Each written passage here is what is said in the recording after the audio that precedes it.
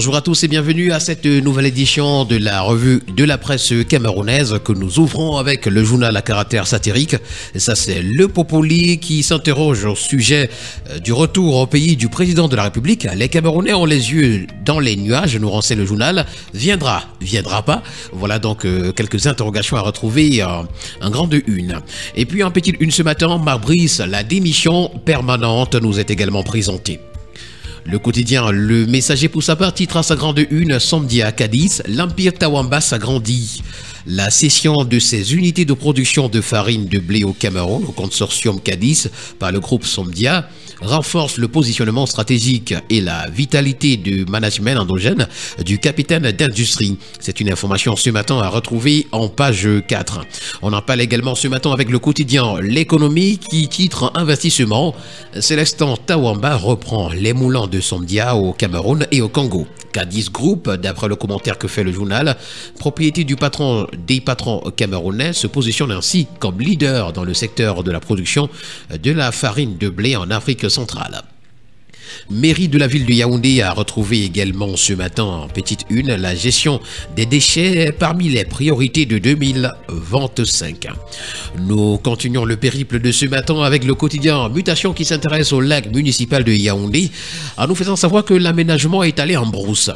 D'après le journal ce matin, faute de financement, la phase 2 du projet de valorisation touristique et économique de ce lac et ses berges n'est pas lancée. La réception de la phase 1 en avril dernier, après 34 mois d'attente, avait pourtant suscité de l'espoir. C'est une information ce matin à retrouver en page 3. Et en page 5, on parle des universités d'État au Cameroun. Ce sont des enseignants qui boudent la grève. Nous continuons ce matin avec le quotidien Vert Émergence qui fait une incursion dans les hôpitaux. La question de la disponibilité du son nous est présentée ce matin à la page 3. En page 4, c'est la filière poisson qui intéresse. Les ambitions du Cameroun en 2025 sont à retrouver. Et puis trafic des ossements humains, ces 3 individus arrêtés dans la cité capitale, Yaoundé. Ce matin, le quotidien bleu d'Aman Mana, Le Jour, s'agissant des droits d'auteur, nous présente Viviane comme le tube qui divise. Poussé par un buzz sur la toile, le chanteur ivoirien des Bordeaux, Likunfa, veut reprendre le titre à succès du chanteur camerounais Prince Sémé pour, dit-il, lui donner une seconde vie et une ampleur internationale. C'est une information d'ailleurs ce matin à retrouver à la page 5. En page 9, on s'intéresse à la CAN 2025 qui va se jouer au Maroc. 8 pays sont déjà qualifiés au rang desquels le Cameroun. Et toujours s'agissant du Cameroun, étendre le réseau électrique dans les communes, c'est une information à retrouver en page 5. Nous continuons avec le quotidien Info Matin qui donne la parole à Eric Tindé. Un anglophone doit prendre le pouvoir. Voilà l'information qui fait la grande une. Rappelons qu'Eric Tindé s'exprimait ainsi dans une émission télévisée de la chaîne Info TV. Nous continuons avec le quotidien à capitaux publics Cameroun Tribune qui s'intéresse au programme économique Cameroun FMI et nous renseigne que ce programme-là avance plutôt bien. Baisse du déficit budgétaire, gestion prudente et viable de la dette, meilleure orientation des ressources. Ce sont entre autres les points positifs relevés par la mission du Fonds monétaire international présente depuis le 3 octobre dernier à Yaoundé.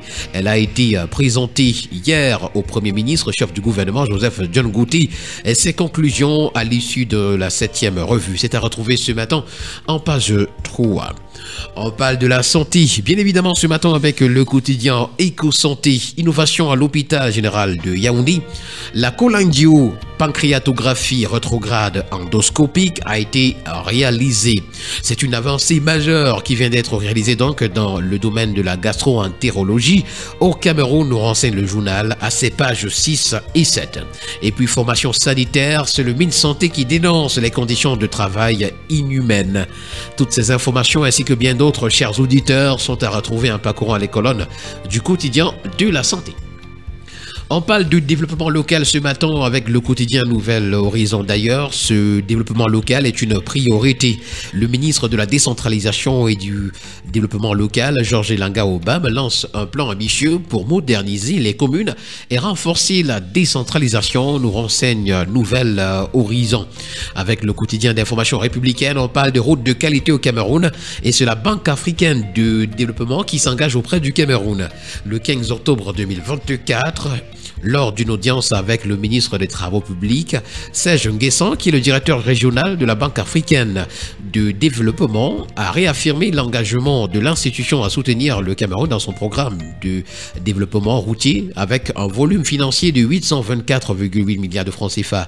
La BAD est le premier partenaire technique du pays dans ce secteur, il faut le rappeler. D'ailleurs, c'est une information à retrouver en page 5. En page 3, on parle du 10e contingent à la MINUSCA. Le retour triomphal des héros camerounais est à retrouver ce matin. Pour le quotidien L'Info à chaud, on s'intéresse également au retour triomphal du chef de l'État. On attend, titre pour nous ce matin, le journal.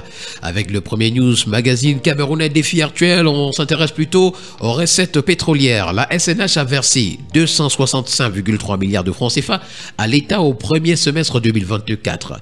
Cette somme, qui est en baisse de 85,944 milliards de francs CFA par rapport à celle reversée à l'État à la même période en 2023, est issue de la vente de pétrole brut, de gaz naturel et de gaz de pétrole liquéfié.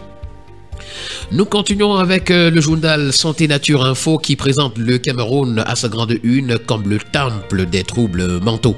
Entre 2021 et 2023, le Cameroun a enregistré 41 631 cas de psychose, 18 773 cas de dépression et 10 151 cas liés à la consommation de drogue. Voilà donc une information à retrouver ce matin à la page 3. Le bi-hebdomadaire L'Équation est également que ce matin et s'intéresse aux infrastructures routières au Cameroun. 3 milliards de dollars des États-Unis, c'est la somme à mobiliser pour le triennat 2025-2027 d'après le journal. Avec le bi-hebdomadaire Le Financier d'Afrique, on parle de conférences internationales, un webinaire sur la dette et la mobilisation des ressources publiques. Voilà le titre qui nous a présenté ce matin. Énergie électrique également, on en parle dans les colonnes du bi-hebdomadaire Le Financier d'Afrique. C'est 73% de la population camerounaise qui est connectée au réseau électrique en 2023.